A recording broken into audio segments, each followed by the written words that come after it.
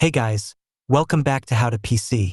In this video, I'll show you how to install an APK file even if Google Play Protect tries to block it. Sometimes, when you download an app from outside the Play Store and try to install it, you get a warning from Play Protect saying, "This app may harm your device."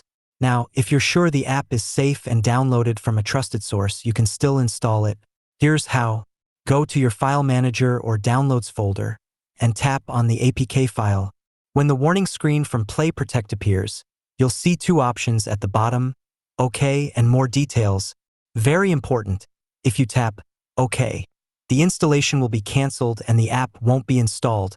But if you trust the app and want to continue, tap More Details, then tap Install anyway. The app will now install successfully, even though Play Protect showed a warning.